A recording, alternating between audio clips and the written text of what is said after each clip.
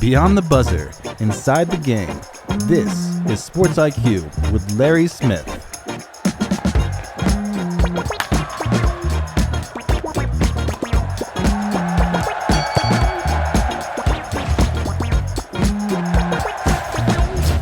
Hey, here we go. Another show. Glad you are here with us. Larry Smith talking to you from here today in Lexington, Kentucky, tomorrow in Atlanta, because it is, the WNBA on Ion, which, again, really appreciate you guys joining in. I had some good comments about that. Appreciate it. Of course, you got the Chicago Sky fan. Try to get as much Sky news in as we can. But tomorrow night, a big matchup. It is Indiana-Dallas. It's not looking like Caitlin's going to play. Beginning to wonder, I'm concerned that Caitlin's injury may be a little more than, something a little more serious. I don't know. I don't want to speculate, but I'm concerned. Let's just say I'm concerned. But anyway, hopefully she plays against Dallas and Paige Bueckers. So excited to see that. And then LA, Cameron Brink returning, as we mentioned, taking on Seattle, 7 o'clock Eastern time. We'll see you there. Great show today. A little bit later on, Trevor Hass talking Boston College. You know, it's funny. We talk ACC and we talk Clemson and Miami and Florida State and once in a while Virginia pops in. Wake Forest has a year. Georgia Tech finally broke through last year. Had some gaudy Super Bowl type diamond encrusted rings to celebrate a 7-6 season. Virginia Tech crawls into the conversation once in a while, occasionally. But we almost never talk Boston College. Syracuse gets in once in a while. Literally, I mean, it is, and not just us on the show, like people overall. Like that's a school that just doesn't get talked about. Doug Flutie, anybody? Hello, Bueller.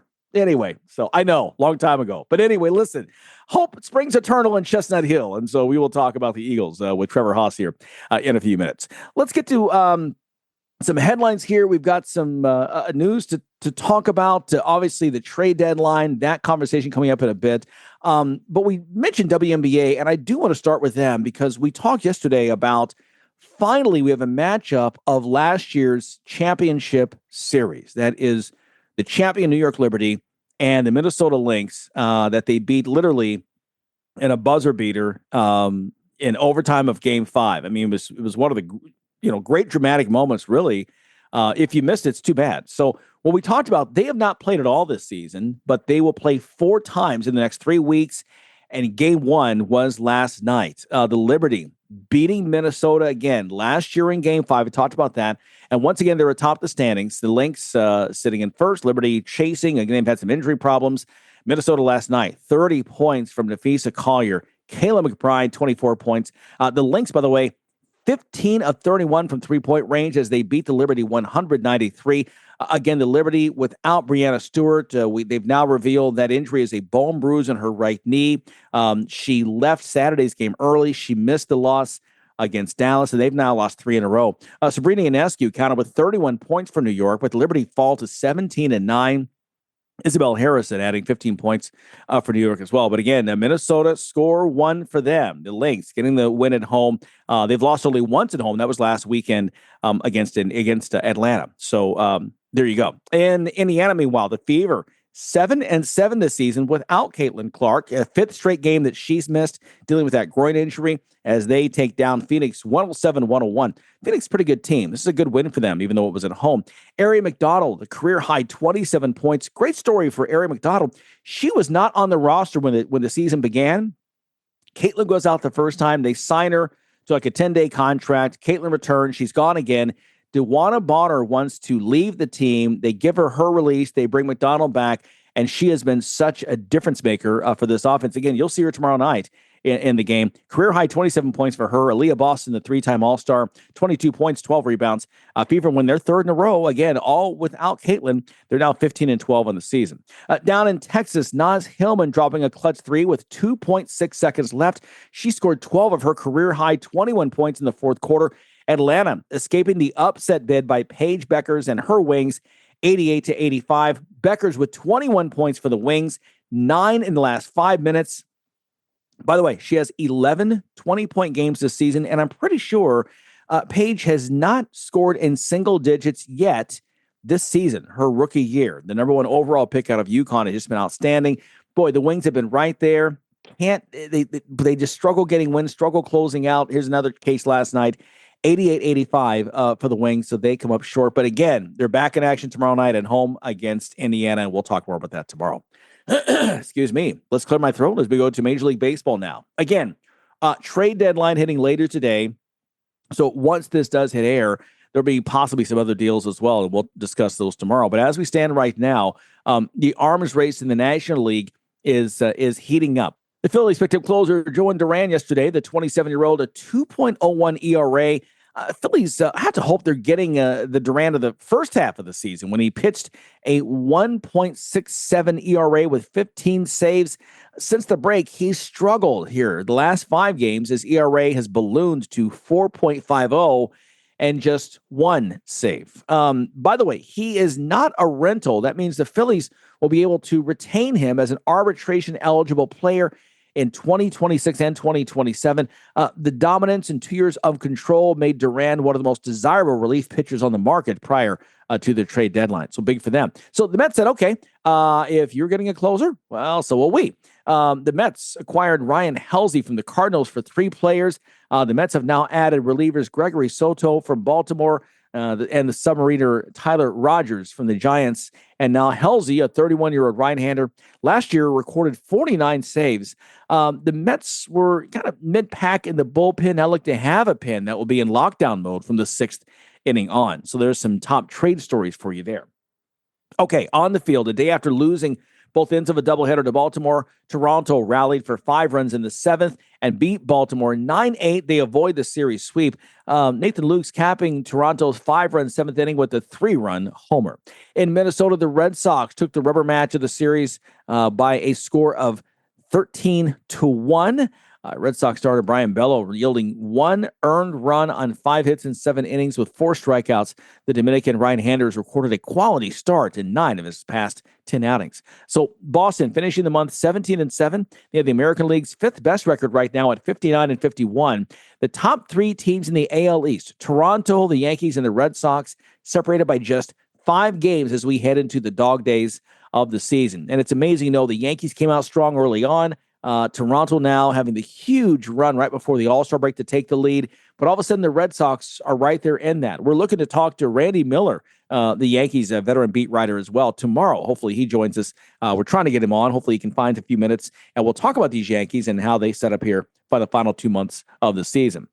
Tiger fans all around the country feeling a bit better these days. Kerry Carpenter hit a 2-run homer, drove in 3 runs. Chris Paddock threw 6 solid innings in his Detroit debut. Tigers beating Arizona 7-2 on Wednesday. The AL Central leading Tigers have won 4 straight, coming off that 1-12 slump that spanned before and after the All-Star game. The Astros also putting the brakes on their recent 5-game skid. Jose Altuve had a 3-run homer among his 4 hits. Astros beat the visiting Nets 9-1. Over in the senior circuit, Yu Darvish went 7 strong. Gavin Sheets belted a 2-run clout, and the homestanding Padres completed a 3-game broom job of the Mets 5-0. San Diego, 5 straight wins now, and look out, all of a sudden, the Padres within 3 games of the Dodgers in the NL West. LA, meanwhile, on the wrong end of a 5-2 score against Cincinnati. Loss was made even worse by the fact that superstar Shohei Ohtani left the mound accompanied by trainers in the 4th inning after throwing 6 straight balls and 2 wild pitches.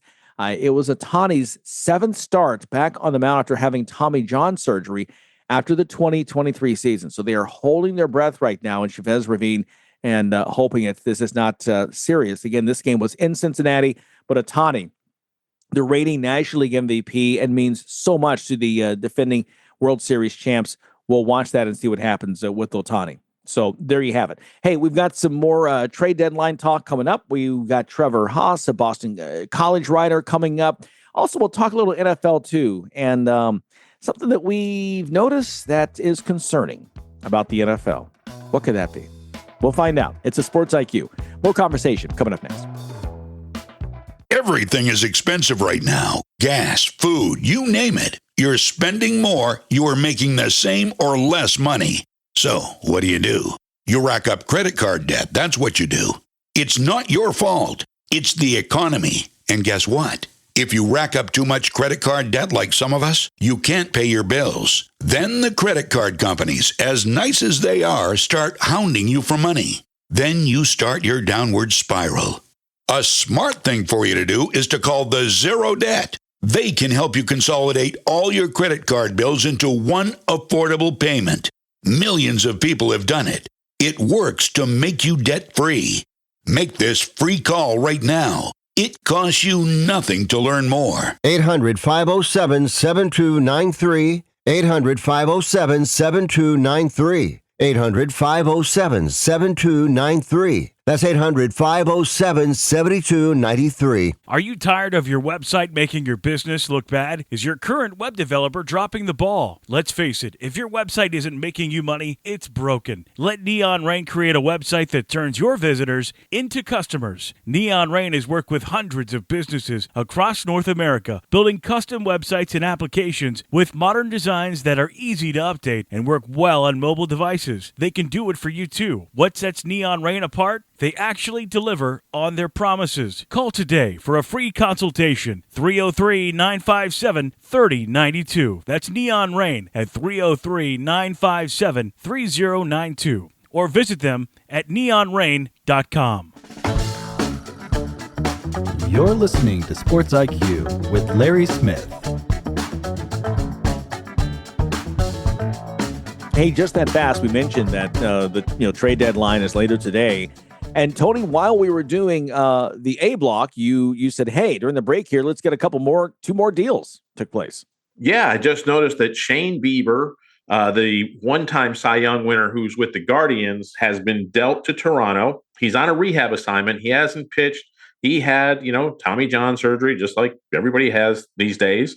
And he's working on a rehab. He's looked good down there in the rehab. Toronto needs another arm, especially as you talked about in that A block, that AL East race is tightening up every day. Now you got 3 teams within 5. It's going to be a dogfight down the end there. And then the Mariners, all we've seen so far in these deadline moves have been pitchers, relief pitchers, starting pitchers. It's been an arms race. Well, the Mariners said, you know what, we need a bat. The best bat out there is Eugenio Suárez of the Diamondbacks. They get him. Plug him and his 35-plus homers that he's hit so far this year into their lineup. Suddenly the Mariners become a little stronger. The Astros have been showing some cracks of late, so nothing out of place in the West.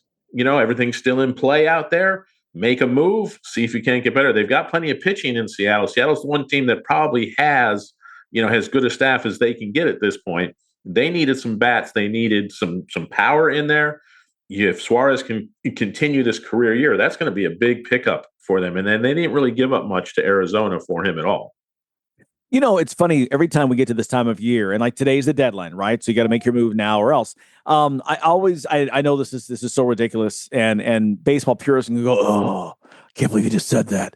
But I go back to the scene from Moneyball and Brad Pitt playing Billy Bean, and he's he's chomping popcorn, and he's got his stat guy there and the money guy there, and he's yelling at his assistant to get so-and-so on the line, and he's working the deals, trying to get something to happen, and he needs money for his, in Oakland, for his pop machine. I mean, it's just, so I then imagine just guys like right now, have 3 cell phones, working them all at the same time.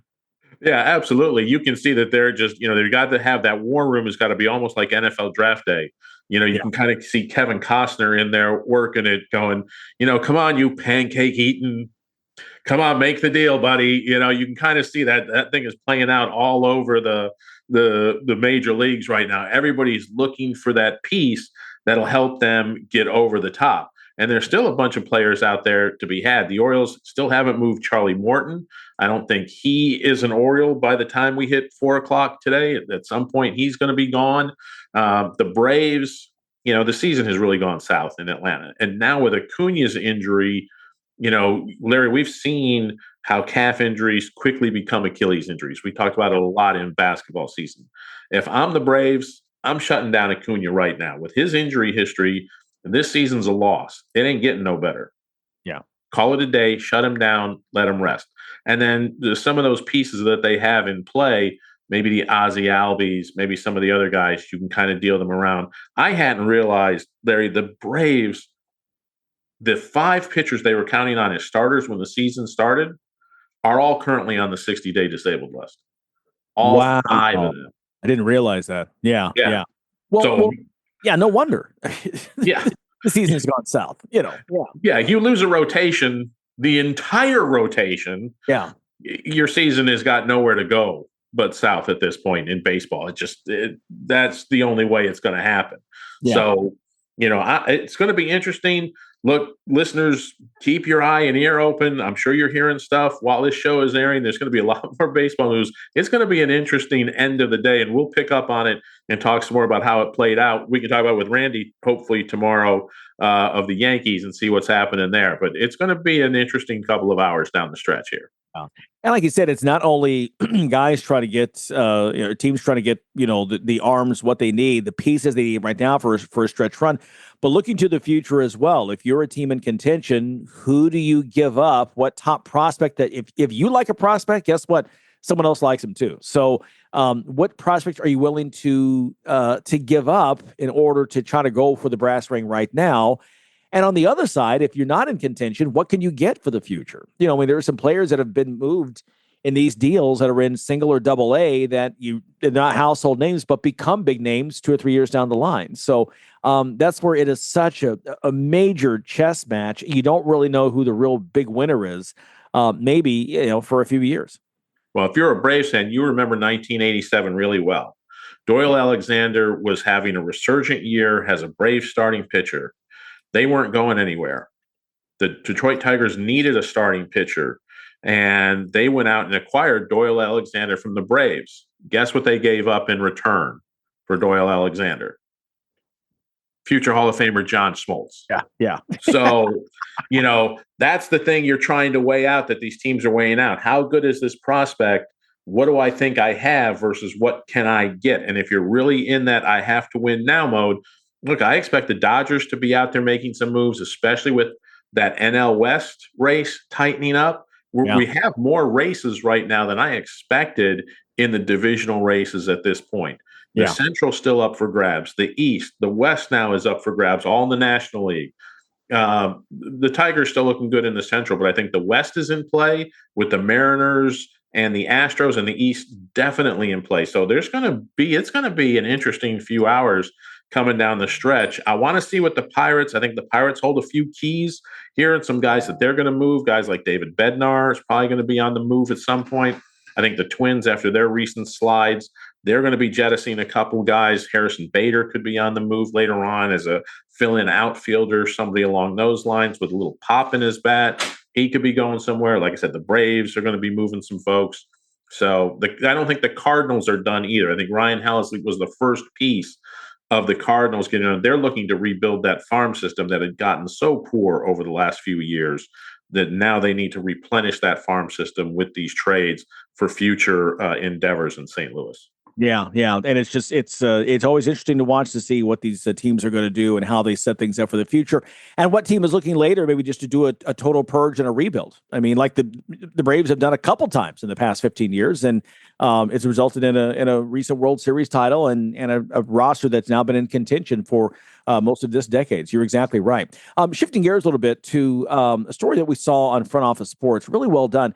There was a picture on Instagram of LeBron meeting with the agent for Nikola Jokic, and it was on a boat over in France, right, somewhere. And so right away, of course, social media, the speculation, is LeBron trying to get to Denver? Is LeBron trying to get Jokic to the Lakers and all this? None of that's the case. The conversation was about this new league. We've talked about the NBA, the National Basketball Association, Commissioner Adam Silver, with the idea that they want to start a European league and team up, I believe, with FIFA, right? They oversee international basketball. Well, LeBron and his people and his, right-hand man, Maverick Carter, also are considering an international league. And right now, according to reports, and again, this story in Front Office Sports, this is why they were meeting. They're looking for a $5 billion, investment to start up their version of a European league. I mean, basketball is so popular worldwide, right? And you've seen it in the Olympics. The Americans, we've had the lion's share of the glory the last 40 years, right? It's getting a little tighter each time, though. We've lost a couple in that 40-year stretch. We haven't come home with the gold.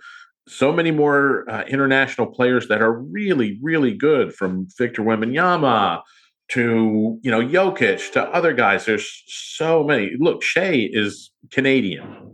SGA is the current MVP, is Canadian. So he'll play for the Canadian team at the next Summer Olympics. There's a lot of interest in basketball around the world. And a European League could be a lot of fun, for some of these guys that are older, a chance for them to work into ownership. If you've got somebody like LeBron and Jokic who have plenty of funds that can bankroll this thing with some of their investors and get it going, make it interesting. And it could be either a feeder into the NBA, or who knows, we may get to the point where we see the American NBA team. The season may get another month longer, folks. Stand by. It's coming. And take that champion there and have this European League have their champion and have a total world champion. Yeah. I like this. They have two different, the NBA model is actually they have a team per city like we have right now. LeBron's model, again, this is according to Front Office Sports, would be they would have teams, and the two teams might play in this city for a week and they move to this city and play for a week. And then these other two teams come in. So a little different situation.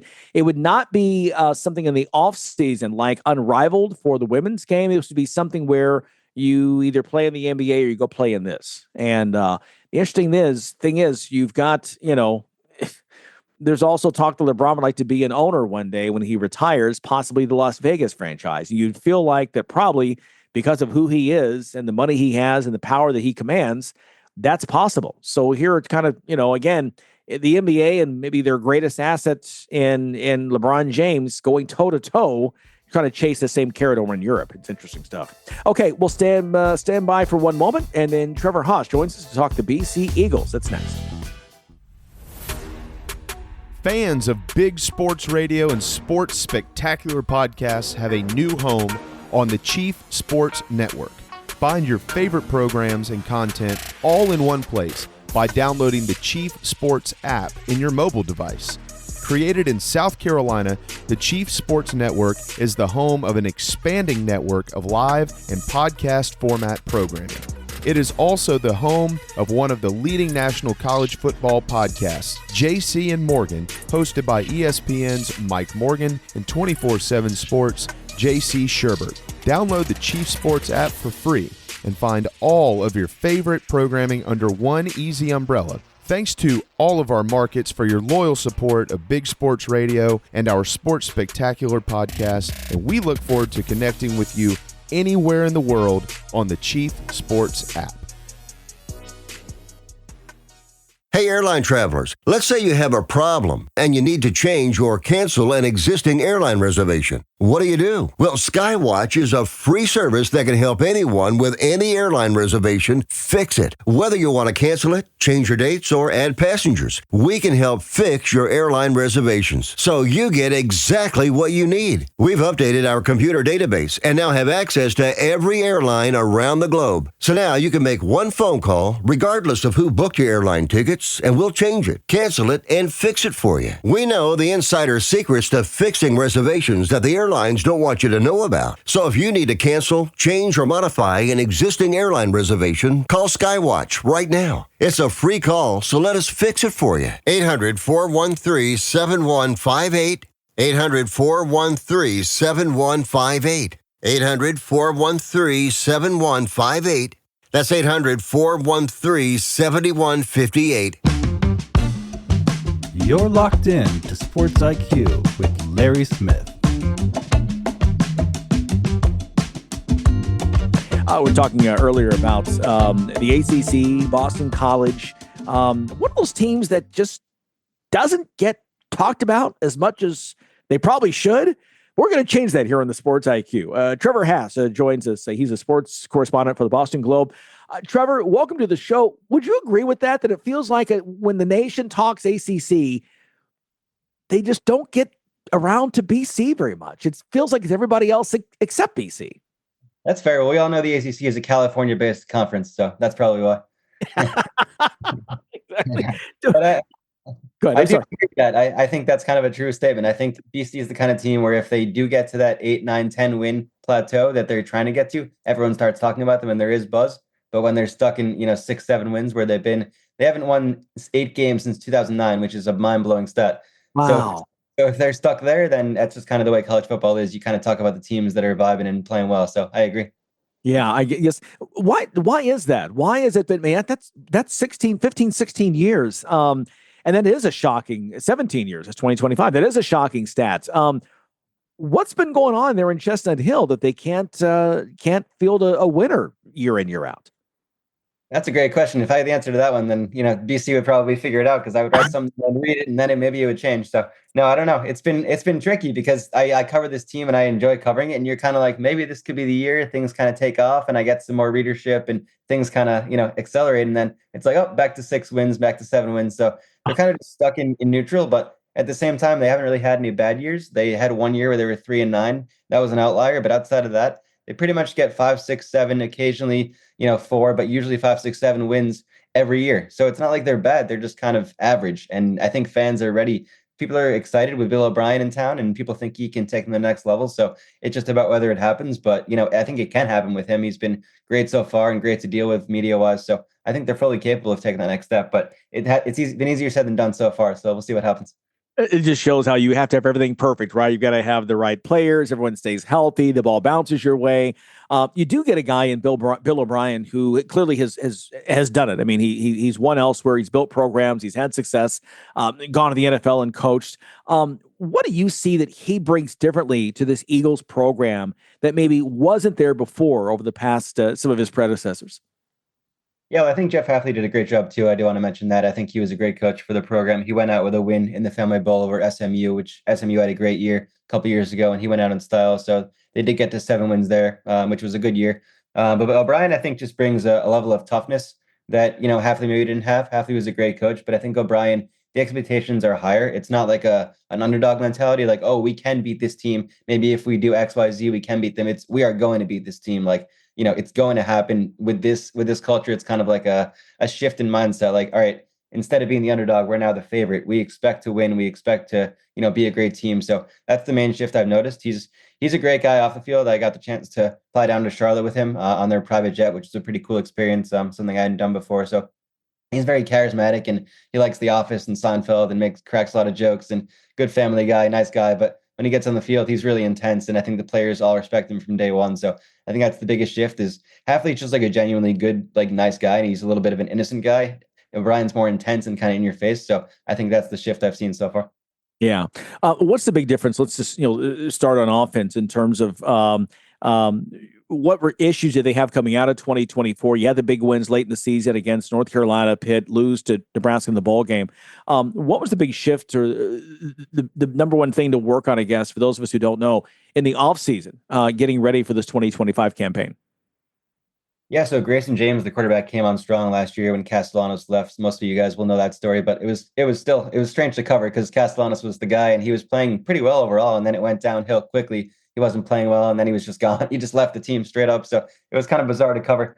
But James deserves a lot of credit. He was a guy who was basically out of football, and he was considering, he was pursuing other options, but he didn't really have many. It was kind of a, last gasp kind of effort. And then he ended up going to BC and became the starter and really played well down the stretch. So they finished strong, as you said. In the Nebraska game, they didn't really have many of their starters. They were resting a lot of guys who had the chance to go to the NFL and some other starters. So they could have won that game if they played their starters, in my opinion. But I think it was a great close to the year, and I think there's a lot of optimism heading into this season. So now there's a quarterback battle with Grayson James and Dylan Lonergan.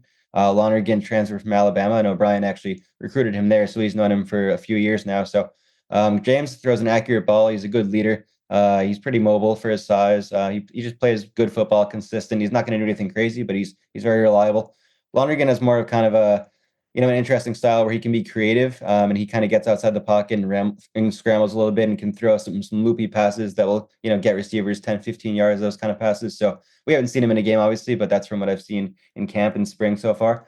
I think James has a slight edge personally, but I think Lonergan's backstory, background with O'Brien does, help a little bit. I think he got a lot of money to come here. So at the same time, he might end up starting, but O'Brien's not the kind of guy who would do it just because of the money. He's going to start the guy who should start. So I think James has a bit of an edge, but I think it's anyone's game.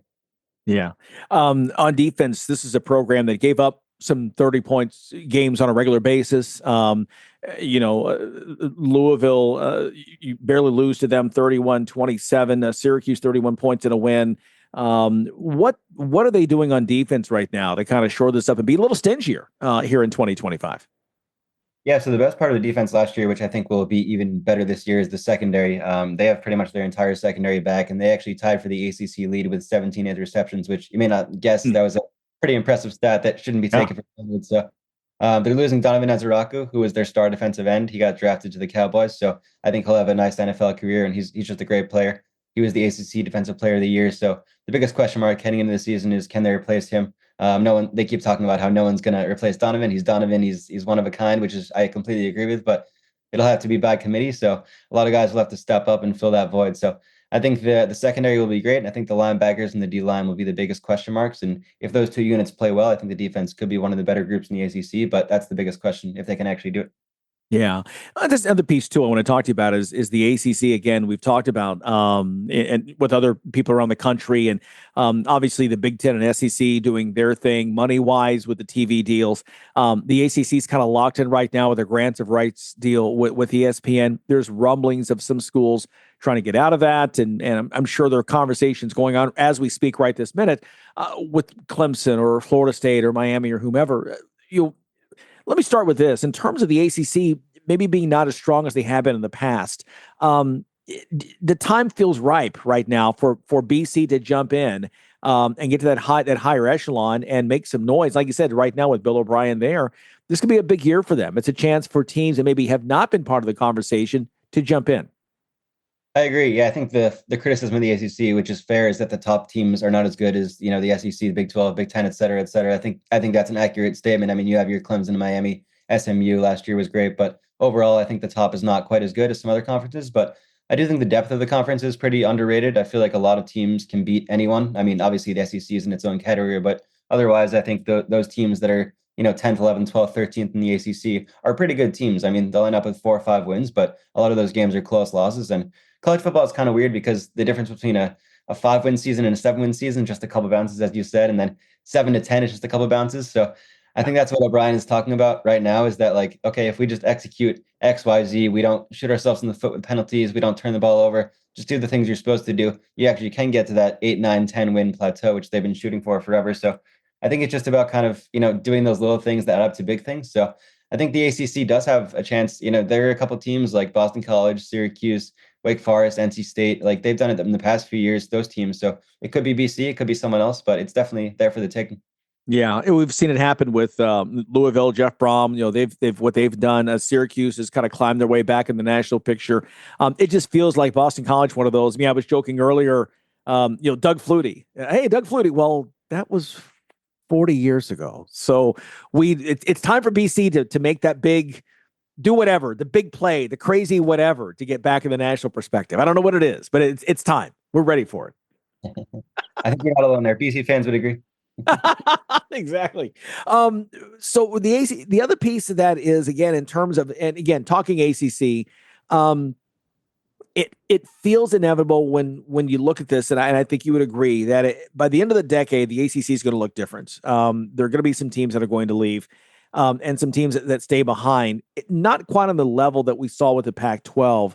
But what conversations are happening there in Boston in terms of what's next for the ACC and how schools like Boston College, programs like Boston College, make sure that they, I don't want to say have a seat at the table, but make sure they're in as strong a position as they can be when this inevitable change happens? Yeah, that's a good question. I think it all goes back to what we've been talking about already. If they can establish themselves as a consistent 8, 9, 10 win program, then I think you're set, and there's incentive, and people, they spend more NIL money, and they kind of think, okay, we're building something legitimate here. We can kind of keep this going. So I do think BC is set in the ACC for the foreseeable future. That may be naive of me, but that's my true opinion. I don't think it's going anywhere. I mean, there's talk about like a conference with all teams like UConn, UMass, et cetera, in the Northeast, but I don't think that will actually happen. If it does, it could work. BC would have a chance to win that conference, so that would be interesting. But I think BC is staying in the ACC for the foreseeable future, in my opinion. Yeah, it feels like that in when I don't sit down and say, gee, here's where the future is. I could see Cal and Stanford going back to the new Pac-12 when this happens. Let's say you do lose any combination of Clemson, North Carolina, Florida State, Miami, to other programs. That still leaves a core there. Boston College, Syracuse, the other Carolina schools, Virginia schools, et cetera. And I think that becomes, and maybe they do add a UConn, or there's another D1 playing school there that I'm missing at the moment, that jumps in, becomes a part of this new look ACC. Yeah, definitely. I mean, I think they should just start from scratch and start all over. Just everyone, doesn't have a conference, and then you pick like, okay, this team goes here, this team goes there. I think it's all chaotic now. I mean, I get that it's all about money, but it's kind of weird just seeing these teams in the ACC and et cetera, et cetera. It's a bit strange. Yeah, like you said, they're California based now, so it's yeah. it's kind of nuts. It's Atlantic Coast. You can just change the name, even just say like something else. Why is it Atlantic? It makes no sense. Exactly. That's right. No, great point. You mentioned NIL and again, House going into play a month ago. The landscape has changed. How is Boston College set up in terms of one, NIL, and also in terms of House? What have they kind of done to the athletic department there? What have they done to prepare for kind of this new world? And how do they set money wise compared to other programs that you know? Yeah, so I think BC does a great job of, preaching the whole school. I think BC is one of the best schools in the country academically. They do a great job, getting out in the community, community service. It's a great city. They hype up the Boston connection, how it's like a 10-minute drive from Boston, which is great. You can get all around to the beach and, lots of stuff nearby. So it's a great place to live, great place to be. So they kind of look at it as like, if you want a 4-year education, you want to play competitive football, you want to do these things in a great city, come here. But I think O'Brien is starting to realize that at the same time, you do need to compensate the players. It's just the way it is. I think a lot of the players, they've been getting more money in recent years, and I think it will continue to trend in that direction. So I think O'Brien is leaning into it. Yesterday, he actually had an interesting comment where he said that BC can and will, invest more in NIL in the years to come, which he hadn't really said before. So I think he realizes that, BC can win without spending a ton of money, but if they want to really become like a Clemson or Miami, then, it needs to take that next step to compensate players even more. So I think he's starting to realize that you can do it, but it's going to be tricky without paying them. So you kind of have to take that next step. Yeah. And I think too, it's, I've said before that with House and the revenue sharing that it sets up, it gives us, that I've used the same word, some guardrails, some guidelines. But I'm skeptical because there is cheating and there are payments under the table before. And my argument to this is that, well, now the problem is from the time they settled House to the time that it was implemented, finance has changed in college sports. I mean, before, 18 months ago, $2 million was an insane amount. Now that's what, a reserve is going for in basketball. So, I mean, it's almost insane right now. And I don't know how schools keep up. And if you're a school, and if you're a program like Boston College, that maybe is not fully into that with NIL, you're already behind the 8 ball. And now you have even more to catch up in terms of getting your boosters and your donors to pony up that cash. I agree. Yeah, I'm waiting for it to carry over to sports writers. So my salary would go up to like $500,000 if they're getting paid $2 million. Sure. Yeah. Seems right. Right. I mean, we're all in this together. Only fair. Yeah, no, I agree. I do think BC is a bit behind in that area, but I think there is room for growth. I think O'Brien is a no-nonsense kind of guy, and I do think there's more, positive vibes, and people are talking about the program more than they were a few years ago. So I do think it's trending in that direction. Yeah, which is awesome. I know we've kind of running out of time here. Want to get your thoughts in terms of the big thing you're concerned about for this upcoming season. What's the one big thing the Eagles really need to improve on if they're going to climb and get to that next level this year in 2025? You might not guess this, but it's punting. So they were okay. That was an easy one, actually. They were last in the ACC in average yards per punt with 36.5 yards per punt, which is kind of atrocious. So I think they've talked about that. They've addressed it. They have this freshman punter from Ireland, Andy Quinn. He's 6'4", 200. He's kind of a legend on paper. So yeah, so we'll see what happens there. But he can really boot it in practice. So that's a big upgrade. And they have this kid, Seamus Florio, from Yale. He's from Andover, Mass. originally, O'Brien's hometown. So I think they'll both do some of it, and they'll kind of tag team it. So even if they can be respectable on special teams, that would go a long way. Their field goal kicking was not very good. Missed some extra points. The punting was not very good. So that's the kind of stuff that BC has to master, because there's, other teams like Clemson and Notre Dame that are bigger. So BC has to, execute those special teams and the little stuff. So I do expect it to be better, but O'Brien probably, he doesn't have any hair, but if he did, I think he would have lost it because it was not pretty. And the rest of the team was pretty good. So I think that's the biggest area. Yeah. Well, Irish flavor there with the special teams. Seamus, even the name Seamus too. That's kind of crazy. And 6'4", 200. It's like Sebastian Janikowski. That's he's a big dude. If you look at him, you think he might be like a linebacker, and you're like, oh, he's punting. That's pretty cool. Exactly great. So, on special teams, nothing else. If the runner breaks through the first line of defense, he's back there to lay a hit on somebody. So, no question about it. Could be a huge play at some point where he trucks someone and make everyone goes crazy on the sideline. You never know; those things can change. Listen, that could be that moment we talked about, the Doug Flutie moment that goes viral, gets everybody's attention. Build the Andy Quinn statue now. Yep, that's right. Awesome. So, well, Trevor, listen, we appreciate your time giving us some knowledge on the BC program. Have fun as, again, they get started here against Fordham, and then a big test in week 2 at Michigan State, another team trying to figure things out under their new coach there. But listen, like I said, we all agree it's high time for BC to get back in the rankings, get back in the national picture. And let's just say it happens this year, and we can say we started here. All right, there we go. It starts here. All right, appreciate it. Trevor, thanks so much. We'll talk to you soon. Thanks so much. All right, appreciate it. Trevor Hass, once again, joining us. He is the sports columnist for the Boston Globe. Great insights there in the Boston College program. It's a Sports IQ. We've got more to come after this. Stay with us.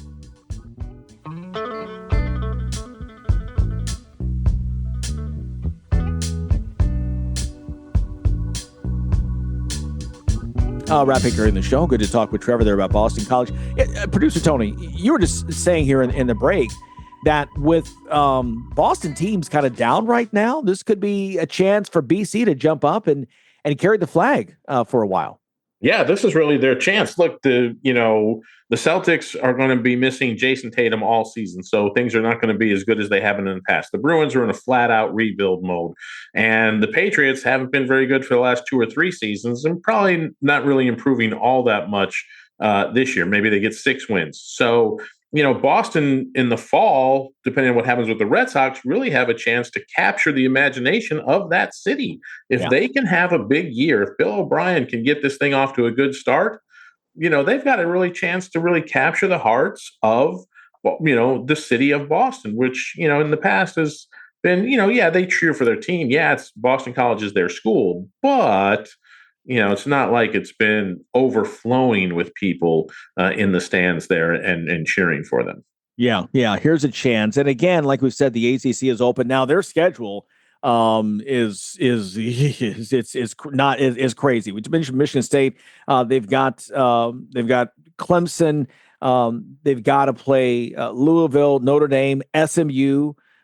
Georgia Tech is better. Syracuse is improved. So it's not like it's an easy task up there. 8 wins may be a real challenge. But if you do that, you've got a chance to at least be ranked into the season and build some momentum up there. Absolutely. You pick up a couple of key upsets. Maybe you beat a Clemson. Maybe you beat, a team like Syracuse, and suddenly you're right there at 8-9 wins. And who knows, with that conference, 9 wins, you may be playing for the conference championship and the automatic berth into the college football playoff. Then you've really got the city of Boston in your corner. I have no doubt about that.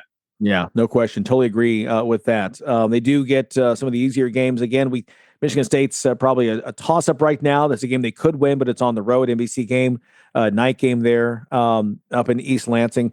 At Stanford the week after that, back-to-back road trips heading to the Midwest and then all the way out to the other coast. That could be daunting. Then things do settle down. Clemson at home. Looks like Notre Dame at home. SMU at home. Georgia Tech at home. So we will see there. Another story that we saw talking about, we were going through earlier while we were discussing the LeBron story about the European League that potentially he's looking at, he and his people. There was another front office sports story that caught our attention about the WNBA viewership. And, there are so many people that are saying, this is all Caitlin. And when Caitlin's not there, nobody watches. That's not true. The story here was saying the total games this year, viewership is up 21% from last year when it made a quantum leap. Yeah. And you're talking like, it's not like it's up 2 or 3%. We're talking 21% increase. That is impressive. I think the fans out there are starting to realize that there are a lot of great players in this league. When you've got the Nafisa Colliers, when you got Brianna Stewart, Sabrina Ionescu, some of the other tremendous players that are in this league, Cameron Brink, Angel Reese, the amount of exposure they're getting is just drawing more and more fans to this league and watching this basketball. And look, we've talked about it for a while. They play a good brand of basketball. There's a lot of movement. They're fast breaking. Do they play above the rim? No, they don't. But if you're talking about pure basketball, being able to pass, being able to move, being able to get open shots, they do all of that really, really well. And some of those girls can flat out shoot. That three that Ionescu hit yesterday to close that lead towards the end of that game with the Lynx, that was an impressive shot. I don't care what league you're playing in.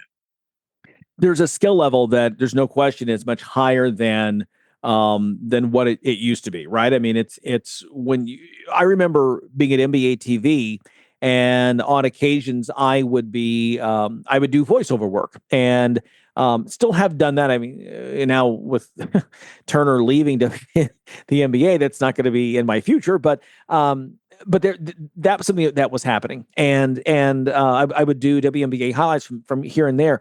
The highlight packages I did 12, 13 years ago look nothing like the highlight packages I'm watching now. I mean, the athleticism and the skill level is on such a higher level. Going back to this article, and Tony, here's the big thing that for me really got me that jaw dropping. So from last year, total WNBA viewership up 21%. We talked about that. In Indiana Fever games with Caitlin Clark up 7%. Now, again, that was a big jump already last year. She's been injured half the season, so okay. The viewership in non-Indiana Fever games is up 37%, according to this report. So to your point, like you said, there were so many other great players. One of my favorite players to watch, I mean, obviously A'ja Wilson, 3-time MVP, the only player in the W history to win 3 MVPs in a 5-year span. It's never happened before. That's how dominant she's been. To watch Nafisa Collier, I thought she was a fantastic player last year. She's only gotten better this year. And she's another one you love to watch. Ionescu, Brianna Stewart, you mentioned that. I think Angel Reese is best basketball still ahead of her. I'm not down on Angel Reese. I just think she can become a much better basketball player, and she will. But I think Alyssa Thomas is a walking double-double and candidate for triple-double with Phoenix. To your point, there's a lot here to watch, and the people are responding to the W. Yeah, you've added in Paige Bueckers. She's having a great year. The Mystics, 2 of their 3 rookies, one is hurt, but the other 2 have played really well. Sonia Citron is a potential star in the making down the line for the Mystics. They've played much better. The Valkyries have not been an expansion pushover by any stretch. They've played good basketball. People are turning out to watch them play. You take a look at all the teams that are competitive, and that's the thing, is in order for it to be interesting, it has to be competitive. Yeah. I think sometimes in the past, there were a couple of good teams, and everybody else was like, you might get those college game 30-point blowouts too often. Those are happening less and less. And to your point with the Chicago Sky, they just need to build some pieces around the 2 big people in the middle. The other night, Carmela Cardoso and Angel Reese had a double-double. We each had 20 and 10. Not too many teams lose like that. They did. That tells me it's not their problem. It's the pieces around them that's the issue. So the Sky just need to add some things around them, some shooters, some drivers. They could be a really interesting team. Yeah, no question. And they've got Tyler Marsh, who's got the pedigree, former assistant with Las Vegas. He's got the 2 rings on his finger that he won with the Aces. Hey, want to get to the NFL and something disturbing trend we've seen recently, the number of fights. I mean, we're in, week 1 of training camp, and we've seen kind of some ugly stuff out there. Yeah, I know. I mean, I know you get tired after a while in training camp of seeing the same ugly mug across the line from you after a while, but these guys are taking it to new levels. Look, Matt LaFleur blew a gasket the other day at the Packers, stopped practice, dressed them down for like 15 minutes because of the way they were hitting. Like, there are certain guys you're not supposed to hit. There are certain plays you're not supposed to. This is half speed. This is not go kill somebody. We need you guys to be healthy for the regular season. This is opening of camp. The Cowboys had so many fights yesterday. Brian Schottenheimer took a play out of the Hold High School playbook. Go run. I'm tired of you people. Get out, go run, get away from me. I've had enough.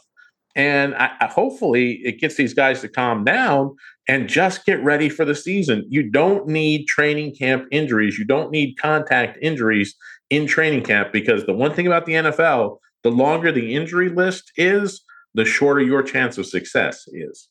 Yeah, absolutely. It is. And one of those things, again, it's concerning.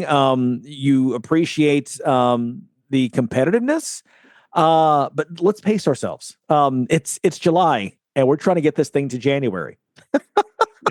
Exactly. You can't afford to lose pieces in July and early August if you want to be around and playing meaningful football in the second week of January and beyond, because you're going to need those pieces. Get your body in shape, get your mind in shape, work on the plays, get timings down, all of that. Going to be enough time to hit. We got some exhibition games coming up. You'll be able to hit some other people in a while. And we haven't even gotten to the point where we normally see the fights, is when we have combined practices where, say, the Titans will go and play the Falcons for a couple days, or the Commanders will team up with the Steelers for a couple days. I can't imagine what that's going to look like. It's going to look like the Jets and the Sharks out there if they're hitting each other this way now. Exactly. All right, a moment of awe is up next. Okay, time now for a moment of awe. It was on this date in 1972 when Dick Allen, who just went into the Hall of Fame last week, became the 7th player ever to hit 2 inside the park home runs in the same game. And oh yeah, both were off Burt Blyleven. Crazy day. July 31st, 1972. Hey, we appreciate Trevor Hass stopping by. We appreciate you as well. One more day. We'll do it again tomorrow. Coming to you from Atlanta.